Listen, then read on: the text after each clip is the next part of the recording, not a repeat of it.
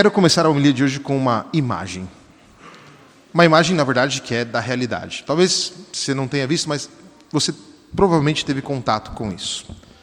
Quando alguém vai estudar música, precisa aprender uma coisa chamada leitura da partitura. E a partitura, nós sabemos bem como é que é. São aquelas linhazinhas assim, e aí o músico coloca a nota, aí ele coloca um tom, um semitom, uma mínima, e vai desenhando as notas dentro daquelas linhas, e aí ele consegue transformar aquelas notas em música. E qualquer outro músico, de qualquer parte do mundo, vai conseguir ler a mesma coisa. Portanto, a música é um alfabeto muito universal, e a partitura, ela é universal. Mas quando o músico ler a partitura, ele tem que estar muito atento para um fato, que é o fato da clave ou chave, que fica exatamente no início da partitura. Por quê? Porque a chave ou a clave, ela pode mudar a partitura inteira. Ela não vai mudar a posição das notas, mas se a chave estiver em Fá ou a chave estiver em Sol, aquela notinha lá já vai representar uma outra coisa. Portanto, o músico ele tem que saber ler as notas, mas saber ler as notas a partir da clave, daquele tom que ela propõe. E aí a música sairá muito bonita. Bom, esta imagem agora você guarda consigo, que daqui a pouquinho você vai entender o porquê eu disse dela. E agora nós vamos comentar então o Evangelho de hoje, livro da sabedoria, enfim. Nós vemos no Evangelho um episódio muito interessante. Vemos alguém.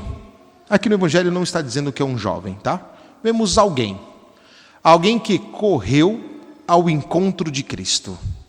E é interessante porque este correr ao encontro de alguém exprime alegria, exprime ter encontrado a solução para alguma coisa. De fato, nós corremos em direção ao outro em duas possibilidades. Ou quando estamos muito alegres, quando, por exemplo, os filhos veem o papai chegar em casa depois de um dia de trabalho e corre para abraçar o papai, para abraçar a mamãe, ou a esposa, depois que o marido chega de uma longa viagem, corre para abraçar o marido e vice-versa. Ou quando vemos um amigo depois de muito tempo e corremos para abraçar o nosso amigo. Portanto, este correr em direção ao outro exprime uma alegria. Mas também pode exprimir um desespero, porque quando a gente está desesperado, a gente sai correndo atrás do outro para pedir ajuda. Mas aqui no Evangelho de hoje, exprime esta alegria. Este homem encontra Cristo e vai até ele correndo e se coloca de joelhos em posição de respeito e faz uma pergunta que é muito interessante. E por que é interessante? Porque é a pergunta que eu e você temos no coração. Ele pergunta: bom mestre, o que eu devo fazer para ter a vida eterna? Sejamos sinceros. Todo mundo aqui tem medo de morrer. E que bom que tem mesmo, porque nós não sabemos o que vai acontecer. E aqui ele coloca esta pergunta sobre a vida eterna, e aí nós poderíamos transformar esta pergunta. O que eu faço para não morrer jamais? Talvez ilustraria melhor, né? O que eu posso fazer para não morrer jamais? E nós vamos perceber que este desejo de não morrer nunca é muito normal dentro da nossa cultura. E que bom, porque o homem percebe o valor da vida. Ainda que alguns casos estão aí trabalhando para mortes assistidas, enfim, que é um pecado, mas na homilia nós não vamos falar disso. Vou deixar para uma outra homilia. E aí nós vamos ver que alguns investiram muito dinheiro nisso. Por exemplo, o Walt Disney, ele congelou o corpo dele, esperando que a ciência vai avançar a tal ponto que eles vão conseguir ressuscitá-lo e ele poderá viver mais tempo. Essa semana no jornal O Estado de São Paulo, o Estadão, eu li uma matéria interessante. Eu falava assim: quer viver até os 150 anos? Interrogação. 5 dicas. E aí se percebe este desejo que o homem tem em si de não morrer jamais, de viver para sempre. E, portanto, a pergunta que ele coloca para Jesus é uma pergunta verdadeira, uma pergunta que toca o nosso coração, uma pergunta que nós colocaríamos também diante de Jesus, porque revela o desejo dele, mas, sobretudo, o fato que ele compreende que em Cristo ele pode encontrar a resposta. E isto aqui é talvez aquilo que abra uma perspectiva profunda para nós. Porque todas as perguntas que eu e você temos, nós sabemos que Cristo responde. Cristo não toma as nossas questões como questões banais, que não merecem atenção. O contrário, Jesus Cristo, Ele respeita as nossas perguntas. Ele está pronto para nos ajudar a compreendê-las e alcançar a resposta. Jesus não é alguém que se desinteressa por nós. Pelo contrário, se interessa e se interessa muito por cada um de vocês, por cada ser humano, por cada pergunta que a pessoa coloca. Porque na pergunta nós encontramos aquilo que ilumina a nossa existência. Mas sabemos que a iluminação passa pelo fato do encontro com Cristo. E é Cristo quem dá esta iluminação. E aí nós vamos perceber que Jesus Cristo, no diálogo interessantíssimo com ele, vai falar sobre os mandamentos. E a resposta dessa pessoa é muito surpreendente. Ele vai dizer assim: Senhor, mas desde a minha juventude eu observo os mandamentos. Uau! Estamos diante de alguém que consegue observar os 10 mandamentos desde a juventude. É muito grande isso. E vamos perceber que Jesus acolhe esta afirmação da pessoa. Só que esta afirmação também pode falar muito de nós. E por quê? Porque é muito fácil, teoricamente, observar os mandamentos. O que nos falta às vezes é perceber qual que é o fim desses mandamentos. E agora você vai entender a pergunta dele. Ele observa os mandamentos, mas a pergunta sobre a vida eterna ainda permanece. Ou seja, não é só uma questão de observar os mandamentos, mas uma questão de entender o porquê nós observamos os mandamentos. A maioria das pessoas que me procuram para falar sobre essas coisas, me procuram para perguntar como observar os mandamentos. Mas o como observar é um problema. Por quê? Porque o como observar é uma coisa utilitarista. Nós não procuramos o como, a metafísica procura o porquê. É diferente. E nós procuramos o porquê observamos os mandamentos, ou queremos observá-los. Por causa do nosso relacionamento com Deus. Por causa do nosso relacionamento com Cristo. Por causa da vida eterna que nós queremos viver, mas que já podemos viver no nosso hoje. No nosso agora. E, portanto, não basta ser um ético. E eu vejo que muitas pessoas procuram viver as virtudes, os mandamentos, tudo bonitinho, só que às vezes perde o fim último, perde a capacidade de perceber o motivo pelo qual se vive as virtudes, se vive os mandamentos, se vive aquilo que o Senhor nos pede. As pessoas estão procurando saber o como, o horário de fazer, que não sei o que e tal. Não é bem isso. Isso também é importante porque nós somos seres humanos e precisamos de uma regra. Mas a questão é o porquê precisamos disso. E este rapaz aqui, ele não entendeu isto. Para vivermos aquilo que o Senhor nos pede, nós precisamos da sabedoria. Primeira leitura. E a sabedoria, se eu perguntar para você, me descreva um homem sábio, você provavelmente vai me descrever uma pessoa um pouco anciã, com uma barba muito longa, com um ar um pouco místico, alguém que diz palavras. Não tem aquele cara lá? Acho que tem no Instagram, né?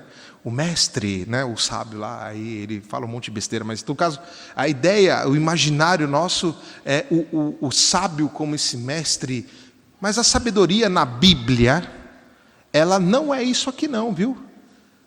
O sábio, ou a sabedoria na Bíblia é uma presença, é a presença. Então nós podemos entender a Bíblia, a sabedoria como o Espírito Santo. E a sabedoria na Bíblia, ela é jovem.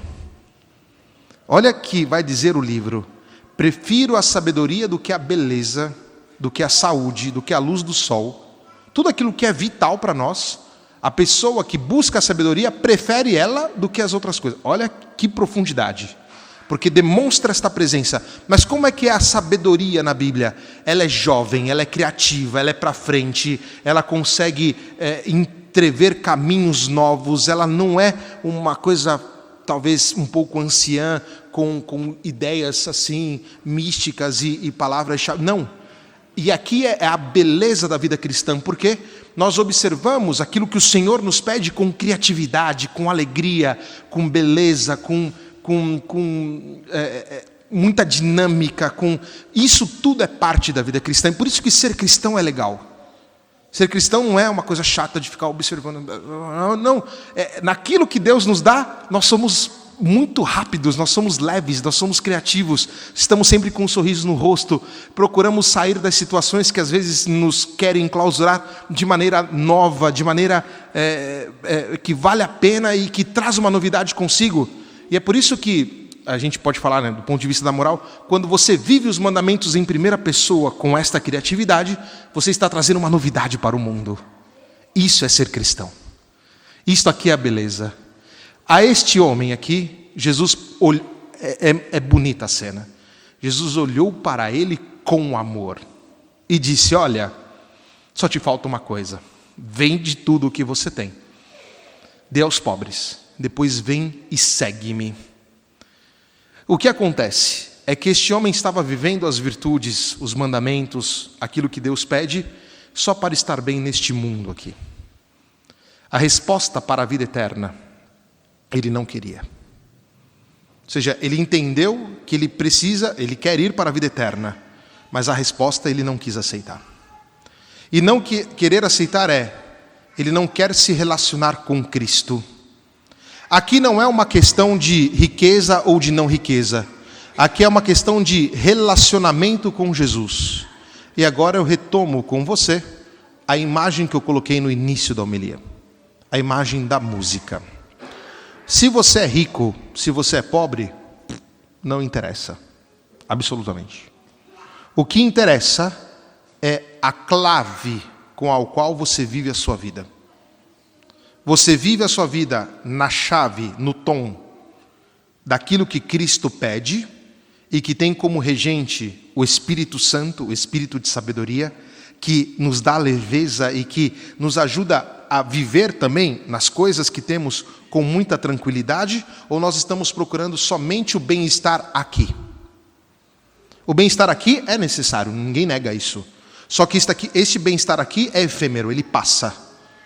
Qual que é a chave da partitura da nossa existência? A chave da partitura da nossa existência é a chave de Jesus?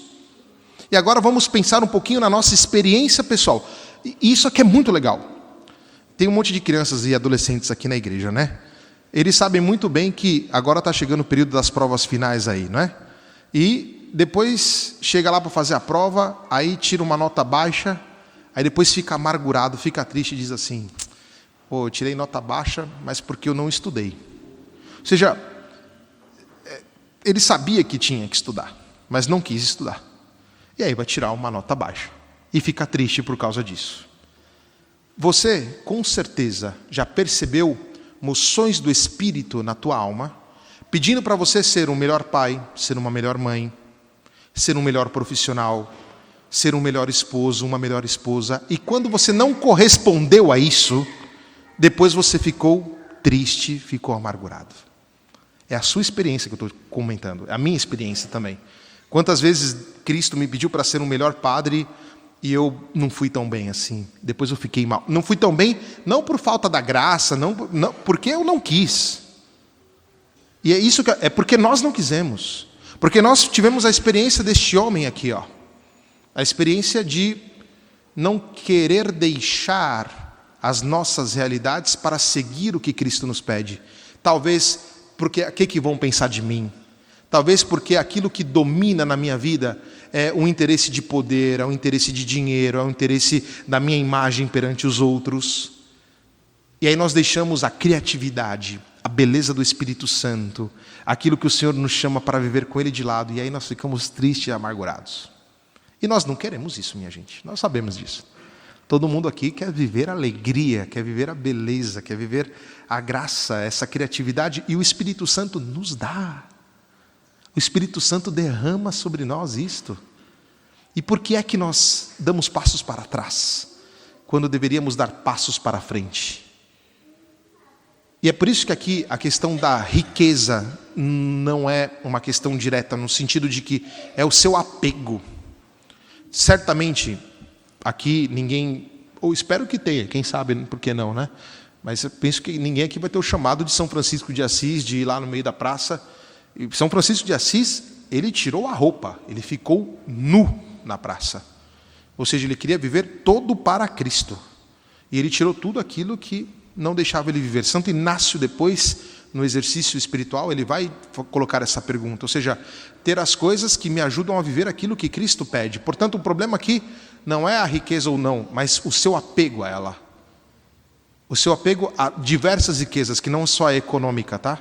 É a riqueza da vaidade, é a riqueza do poder, é a riqueza de certos amigos que não nos ajudam e que talvez certas pessoas, infelizmente, nós teremos que deixar. Não porque eu não quero viver com ela, mas porque eu quero ser cristão. Depois vem e segue-me. Eu quero viver com Cristo. E isto é muito sério para nós. E esse testemunho se espera de nós. E esta é a sabedoria. E aí vai falar aqui na primeira leitura sobre a prudência. E a prudência, ela eu estava em algum lugar, mas enfim. A prudência, ela é aquela que é a virtude das virtudes. E por quê? Prudência não é fazer atenção, não é ter atenção. Dirija com prudência. Não é isso. Prudência significa a capacidade de dispor os nossos atos para alcançar o fim último.